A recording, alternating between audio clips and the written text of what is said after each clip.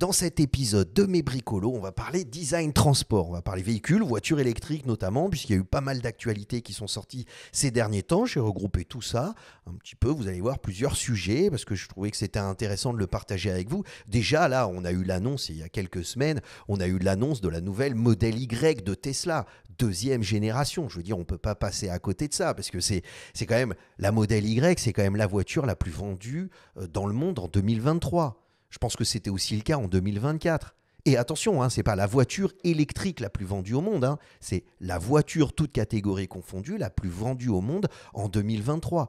Je veux dire, donc à partir de ce moment-là, l'arrivée, l'annonce de la deuxième génération de la Model Y de Tesla, on est obligé d'en parler. Quel a été le parti pris design? Est-ce que c'est complètement réinventer la Model Y ou est-ce que c'est s'inscrire dans une continuité? C'est ce qu'on va découvrir dans cet épisode de Mes Bricolos. Mais en même temps, il faut qu'on s'intéresse à la Renault 5 e-Tech qui a été élue plus belle voiture de l'année 2025. Voilà, on est juste premier mois de l'année, on arrive en février, et la Renault 5 qui est très belle au demeurant. On a fait plusieurs épisodes de Mes Bricolos sur justement Renault et cette fameuse Renaulution. Donc maintenant qu'elle est disponible, que voilà, les premiers utilisateurs ont pu l'acheter, la tester, on a les premiers retours. Donc est-ce qu'elle est au niveau de l'espoir qu'on a porté sur ce véhicule? C'est ce qu'on va découvrir dans cet épisode de Mes Bricolos. Puis ça va être intéressant de comparer la nouvelle Model Y qui est très attendue avec la Renault 5 e-Tech qui était très attendue. Ça va être intéressant de les comparer en termes de fonctionnalité, d'ergonomie, d'approche de design, c'est-à-dire voilà, cette logique de design transport. Puis après, en fin d'épisode, vous allez voir, on va parler voilà, je vous ai sélectionné quelques sujets qui sont très intéressants et notamment l'électrification de voitures historiques. Bref, vous allez voir, c'est absolument passionnant. On se retrouve tout de suite en couleur pour découvrir tout ça ensemble. À tout de suite les amis.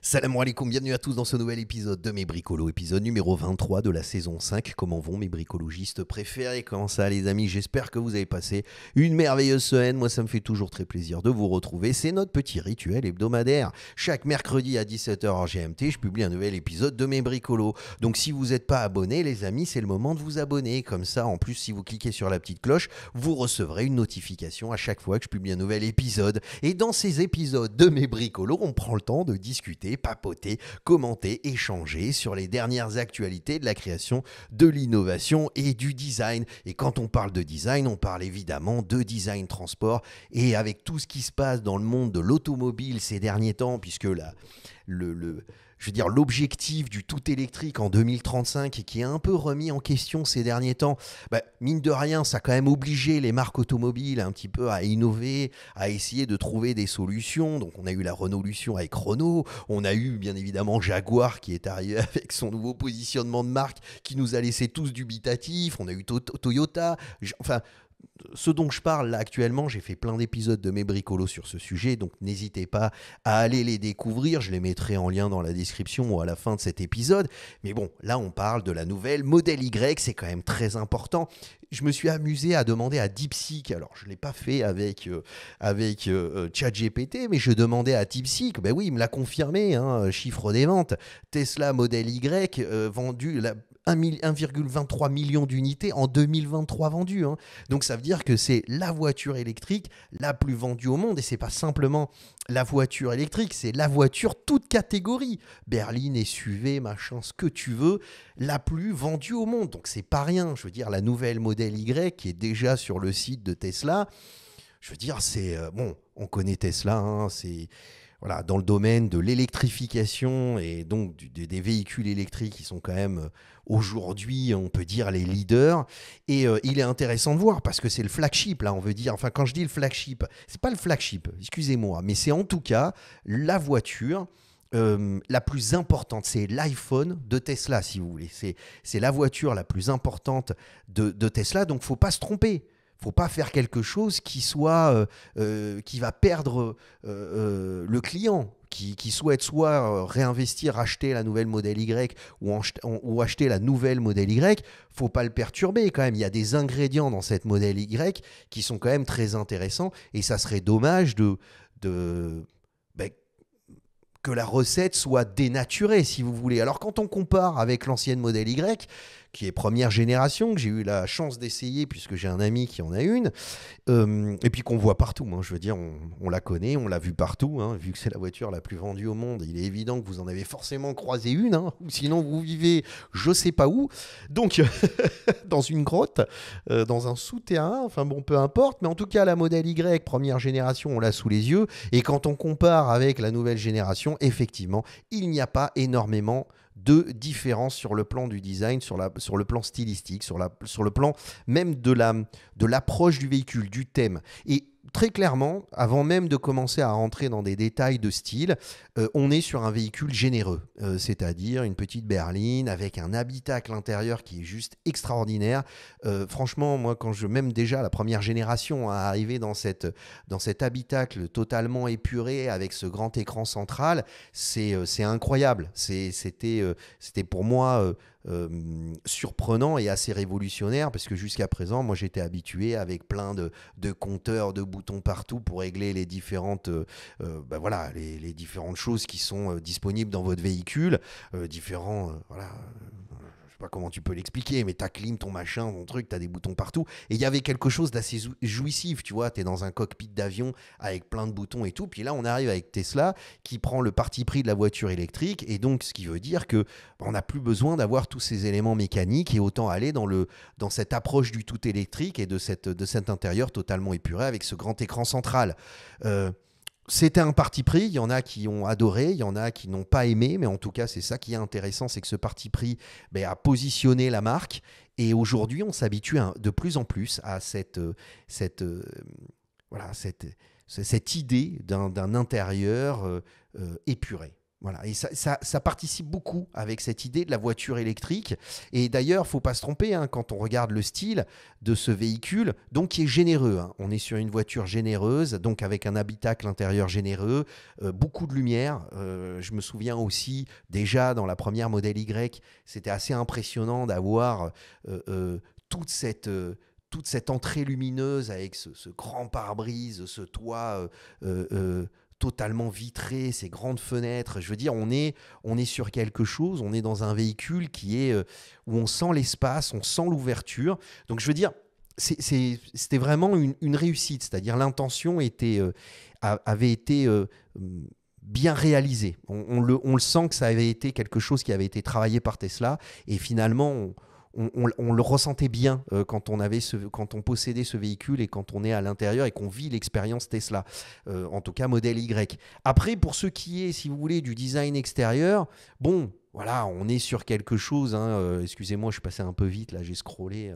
j'ai dû vous faire tourner la tête, mais je veux dire, en termes de design, bon voilà, on est sur quelque chose voilà, très épuré, sur une ligne qui continue, aucune rupture, on sent cette idée de vitesse, parce qu'on cherche à avoir cette sensation voilà, de pureté, d'élégance, mais tout en ayant une voiture avec un minimum de résistance à l'air, hein, évidemment, le CX le plus performant possible, parce que c'est aussi ça l'enjeu des voitures électriques, c'est l'autonomie. Donc ils annoncent une autonomie juste incroyable de 568 km, ce qui n'est pas rien, mais ce qu'on comprend, alors ça, excusez-moi, c'est l'ancienne modèle Y, donc ce qu'on comprend, une nouvelle optique, ça participe un petit peu à cette logique de la voiture américaine. Tesla est une marque américaine.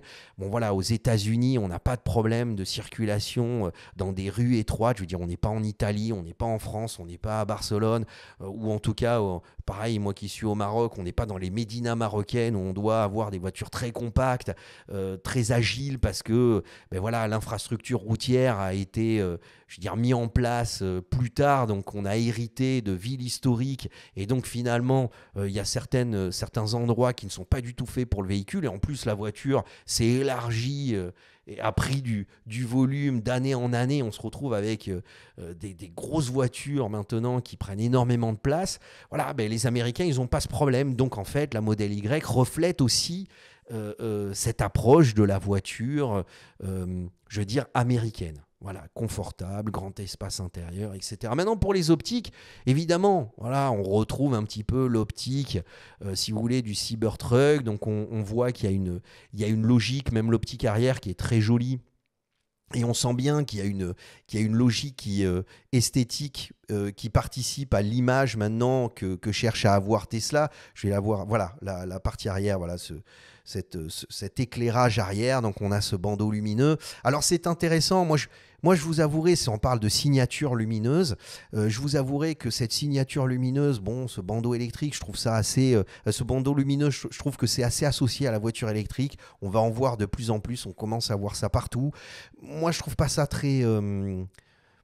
C'est pas quelque chose qui est plaisant pour moi esthétiquement, mais c'est fait parce qu'en fait, on n'a aucun autre élément qui nous permet de donner du caractère que cette signature lumineuse au véhicule. Je veux dire, il n'y a plus rien. À l'époque, souvenez-vous.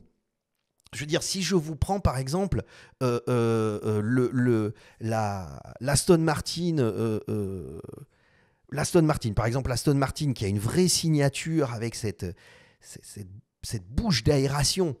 Voilà, on est obligé de refroidir un moteur V12 à l'intérieur. T'imagines bien qu'il faut des radiateurs imposants, il faut leur donner accès à l'air. Donc, si vous voulez, c'était cette bouche d'aération qui permettait de donner de caractère au véhicule. Et les phares, en fait, finalement, c'était s'affiner au profit de cette face avant.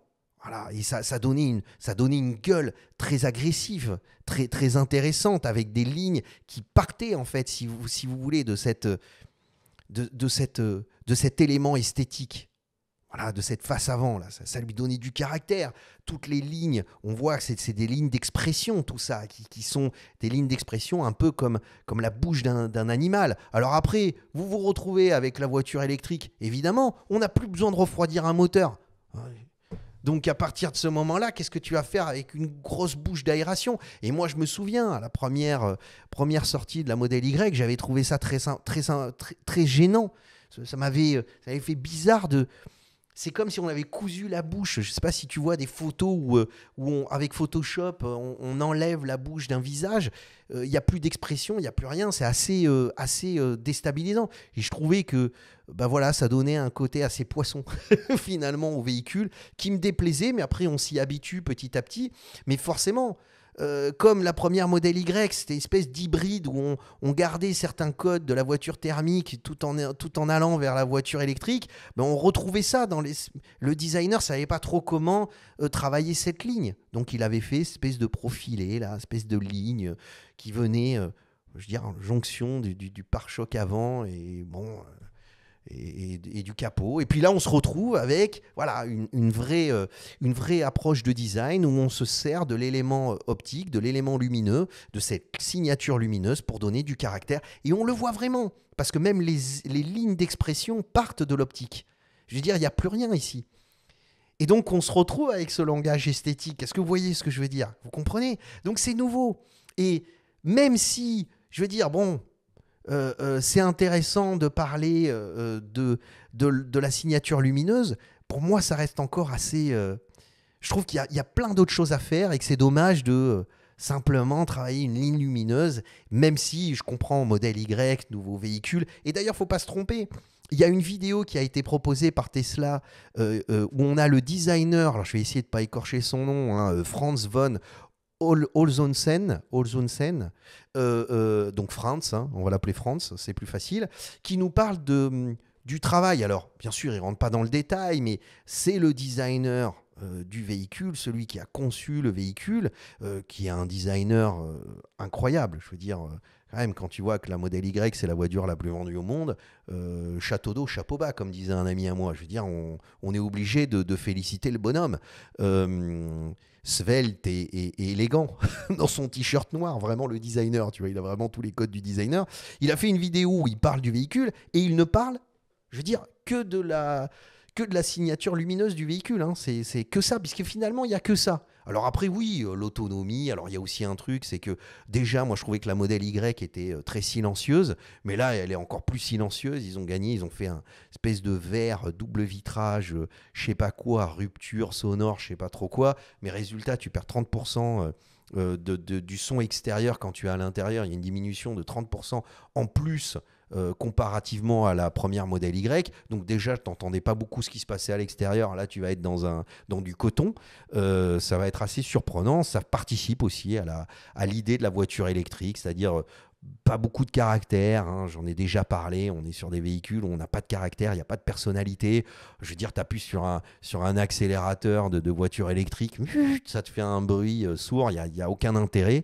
Donc on déplace le curseur, je veux dire, de l'excitation de conduire vers plutôt ce confort intérieur, cette approche intérieure, cette sensation un petit peu de la voiture onctueuse, tu vois. Pas beaucoup de personnalité, mais on te dit t'es bien dedans et ton trajet va se passer correctement. Et d'ailleurs, faut pas s'y tromper, avec le pilote autonome, là, enfin en tout cas, t'as même plus besoin de toucher ton volant, la voiture se conduit toute seule. De toute façon, à partir du moment où t'as pas de plaisir à passer des vitesses et à conduire ton véhicule et à entendre le bruit du moteur, pourquoi même le conduire? Autant laisser faire l'électronique. Et c'est là où on arrive quand même sur la Renault-Lution et la Renault 5 élue voiture de l'année, plus belle voiture de l'année 2025. Alors c'est pas plus belle voiture de l'année 2025, c'est voiture de l'année 2025. Bon, en termes de design, c'est exceptionnel. Mais là, on arrive justement, et c'est ça qui est intéressant, quand on la compare avec la modèle Y, la nouvelle modèle Y, c'est Renault 5. Renault 5, c'est quand même une voiture historique. Donc on reprend les codes d'une voiture historique, d'une voiture thermique. On parle de la Renault 5 Turbo. Je veux dire, on se souvient de la Renault 5 Turbo, justement, passage de vitesse, une petite voiture agile, facile à conduire avec un châssis très rigide qui te permet d'attaquer le virage. Tu vois, déjà, je te fais les gestes, je suis dedans.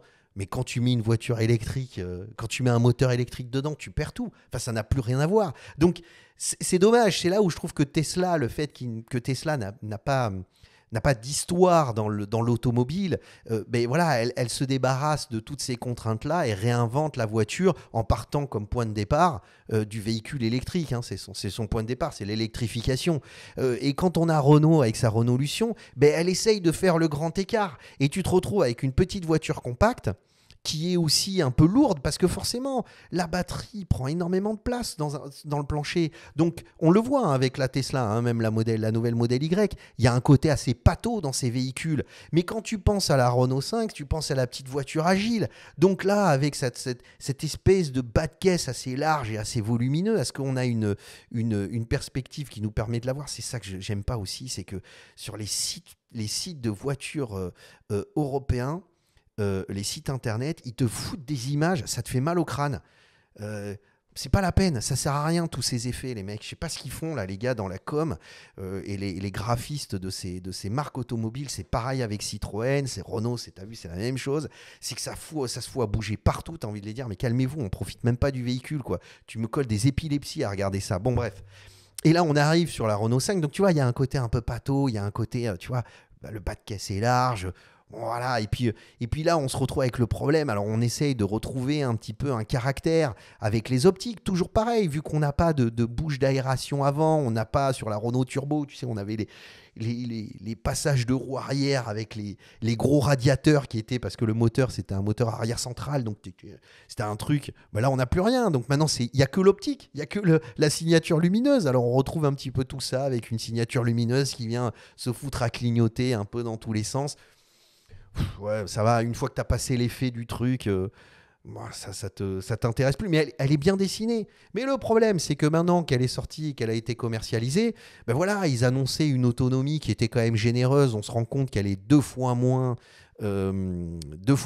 autonome, enfin qu'elle a deux fois moins pardon, d'autonomie que ce qui était annoncé. Il y a quand même des clients qui commencent à se plaindre en disant attendez les mecs, vous nous avez annoncé une autonomie très généreuse et là je fais pas la moitié de ce que vous avez annoncé. Mais oui, parce qu'on est sur une petite voiture compacte. Encore une fois, là on est sur une voiture française et la voiture française, elle s'adapte à l'infrastructure routière de son pays d'une certaine façon. Et donc on n'est pas sur des grosses berlines généreuses ou en tout cas des voitures un peu généreuses à l'américaine. Parce que justement, on n'a pas les mêmes contraintes. Donc on est sur des voitures compactes, mais la voiture compacte électrique, ta batterie, pour pouvoir avoir une bonne autonomie, il faut quand même qu'elle soit relativement lumineuse. Volumineuse, pas lumineuse, mais volumineuse ta batterie. Donc si tu veux, T'es obligé. Donc là, t'es dans un compromis qui est, tu vois, entre la Renault 5, la personnalité. Ils ont voulu tout faire avec leur histoire. J'avais fait cet épisode de Mes Bricolos où en fait, ils se sont perdus. Même si les voitures sont très belles, on n'a qu'une envie dans cette voiture, c'est de mettre un petit V6. Même un petit, tu vois, petit V4, en tout cas un 4 cylindres. Tu vois, un petit 6 cylindres ou un petit 4 cylindres, pardon, hein, excusez-moi, c'est pas un V4, mais t'as compris le principe, quoi. C'est-à-dire un petit moteur thermique. T'as envie d'en mettre un là-dedans. T'as pas envie de mettre une voiture électrique, enfin, t'as pas envie de mettre un moteur électrique. Bon, je sais pas ce que vous en pensez. Peut-être que vous me trouvez ridicule avec ce que je dis là. Et n'hésitez pas de me le dire dans les commentaires, comme ça on en discute. Mais moi, je trouve vraiment, je pense que c'est vraiment assez gênant aujourd'hui de se retrouver avec cette espèce de grand écart. Et c'était peut-être pas la bonne approche, même si je trouve le véhicule super bien dessiné. L'habitacle intérieur est tout relatif. On est assez, je veux dire, il n'y a pas de place arrière. Je veux dire, tu mets un enfant de 10 ans derrière, mais le mec à 14 ans, il rentre plus dans la voiture. Tu vois ce que je veux dire? Donc voilà, c'était pas forcément la bonne approche. En tout cas, même si je pense que je faisais partie et je fais toujours partie de ceux qui ont envie que cette voiture marche, qui ont envie que cette voiture électrique fonctionne parce que voilà, le designer a fait un super boulot, ils ont touché la corde sensible avec cette voiture historique de la Renault 5 que je connaissais bien quand j'étais jeune. Donc il y a plein de choses que j'aurais voulu, voilà, j'aurais voulu que ça cartonne, mais on a les premiers retours. En plus, il y a des bugs. Parce que forcément, quand tu parles de voiture électrique aujourd'hui, les problèmes, quand tu achètes une voiture, même si c'est une voiture thermique, les premiers problèmes qui arrivent, c'est jamais des problèmes de moteur, de motorisation, c'est jamais un problème de... Je veux dire, ça n'existe plus, ça. C'est des problèmes électroniques. C'est souvent des problèmes électroniques, d'alimentation, machin, de trucs. Tu te retrouves avec des symboles qui apparaissent sur ton tableau de bord, qui s'allument en t'avertissant qu'il y a des problèmes électroniques dans tous les sens. Bah, c'est ce qui se passe avec la voiture électrique, avec Renault 5. Il y a eu quand même pas mal de plaintes. Alors, c'est pas, je veux dire, sur tous les véhicules vendus, c'est pas, je veux dire, mais ça reste quand même problématique. Donc, oui, on te dit que la voiture électrique demande moins d'entretien, c'est vrai, mais maintenant que tu n'as plus que de l'électronique dedans, je veux dire, il y a des mecs qui se sont retrouvés en panne avec la voiture qui voulait plus démarrer pendant plus d'une demi-journée sur un rond-point, qui ont bloqué une ville entière, enfin un village entier, quoi. Je veux dire, donc j'ai lu cette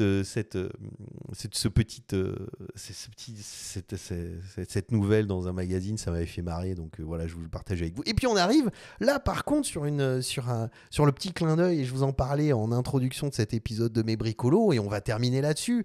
C'est la petite amie, tu sais, la petite amie de Citroën. Mais t'as des carrossiers, un carrossier italien qui s'est amusé. Alors on en a parlé un petit peu partout. Regardez dans différents articles, Rinvod, le mode rétro avec la Type Ami, hommage à la Type H. Alors la Type H, c'est cette petite fourgonnette très connue de Citroën. Et le mec, il s'est servi de la petite Ami, qui est cette petite voiture électrique designée par Citroën, par Pierre Leclerc, voilà, avec qui j'ai eu l'occasion et la chance de discuter. Et c'est un véhicule, voilà, moi je trouve que, en l'occurrence, quand on parle de petits véhicules électriques compacts, la Ami, elle est super bien pensée. Et ça permet d'avoir des interprétations stylistiques qui sont très intéressantes, parce qu'on arrive sur ce qui est intéressant de la voiture électrique, c'est que comme on ne s'encombre pas avec tous les problèmes mécaniques, ben, en fait il est facile de pouvoir la personnaliser et lui donner du caractère, et c'est ce qu'a fait Castellani avec cette petite Amie, dans lequel ils ont refait un petit peu toutes les parties extérieures du véhicule. Et c'est super intéressant. Alors eux, ils sont spécialisés dans la personnalisation de véhicules. Donc après, ils jouent souvent sur l'aspect historique du véhicule. Mais je veux dire, elle est quand même géniale, cette voiture. Regarde-moi ça. C'est super. C'est super, c'est génial. On voit le clin d'œil à la Type H, et en même temps, on a un véhicule avec une petite personnalité très mignonne, et tu as un kit carrosserie que tu viens assembler. Voilà, plutôt que faire la Renault 5, tu vois, je trouve que là, on est sur un clin d'œil qui est très sympathique et qui fonctionne super bien. Ça fonctionne de dingue. Et je trouve qu'aussi, j'ai vu ça là, dans un article de Core 77, que finalement, l'électrification de voitures classiques était aussi un moyen de refaire vivre des modèles historiques qui justement étaient était totalement laissé à l'abandon parce que tu peux même plus rentrer avec une voiture trop ancienne dans une ville parce que pour des règles de pollution, enfin plein de problématiques, et que pour les passionnés, ceux qui veulent, qui aiment ces voitures qui ont du caractère, qui ont de la personnalité, qui ont une histoire, mais voilà, c'est l'électrification de ces voitures, donc elles sont rénovées, retapées, tu as la vieille Rolls-Royce, et à l'intérieur, ben, ils mettent tout un système électrique. C'est quand même beaucoup moins compliqué que d'essayer de faire un swap de moteur dans lequel tu mets un moteur électrique à l'intérieur et tu te retrouves avec des merveilles qui sont des clins d'œil à l'histoire de l'automobile et qui sont électrifiés, donc qui sont justement avec tous les avantages de la voiture électrique. Alors tu fais pas des grands trajets avec, mais de toute façon avec une voiture comme ça, tu vas pas te faire 600 km. Donc là, je trouve qu'il y a quelque chose, c'est-à-dire dans l'électrification de voitures historiques.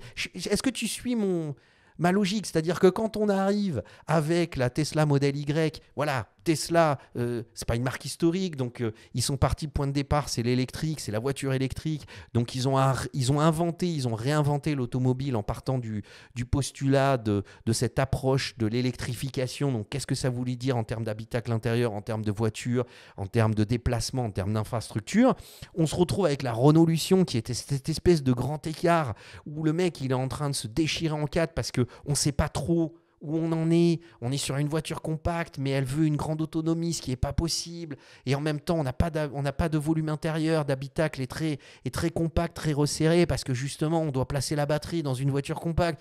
Et puis à côté de ça, on a l'AMI, la petite amie de Citroën, qui est une voiture qui réussit, parce que justement, on se dit, plutôt que d'essayer de dire qu'on va faire une grande autonomie, on va mettre une petite batterie et on va travailler sur un petit véhicule citadin qui fait des petites distances. Mais parce que finalement, aujourd'hui, quand on parle de voiture électrique, en tout cas pour l'Europe, on n'est pas sur des grandes distances, on est sur des petites distances. Et même, je veux dire, même en Afrique, j'en vois plein passer. Elle est fabriquée en plus au Maroc. Et je vois plein passer de petites amies à Marrakech. Et ça fonctionne très bien. Et donc, quid de la question de l'électrification avec cette approche de l'électrification de véhicules historiques? Voilà. Ça fait réfléchir tout ça. C'est passionnant. C'est passionnant. Voilà, j'ai essayé de vous faire une petite combinaison de plusieurs sujets. Donc, mes épisodes de mes bricolos durent en général 25 minutes. D'ailleurs, je vous remercie tous pour de passer ce petit temps avec moi, de m'écouter déblatérer sur, sur tout ça. Mais c'est passionnant, ce sont des choses qui me passionnent. J'espère que je vous apprends des choses. Quand je parle de la bouche d'aération, des véhicules thermiques qui donnaient du caractère, aujourd'hui on l'a plus. Donc maintenant, on n'est plus que dans ces signatures lumineuses. Voilà, j'espère vous donner des éléments de réflexion. Est-ce que, comme moi, vous êtes fatigué avec ces signatures lumineuses et que vous voulez que... On est dans un moment un petit peu de transition. Voilà. Et même si, quand j'ai vu la Renault 5, la nouvelle Renault 5 e-Tech, j'étais super motivé, je trouvais ça super beau aussi. C'est magnifique ce qu'il a fait le designer. Mais c'est l'approche qui pose problème. C'est pas le design, le mec il est hyper fort, mais c'est l'approche. Moi je trouve que ça peut pas fonctionner comme ça. Il y a quelque chose qui peut pas fonctionner.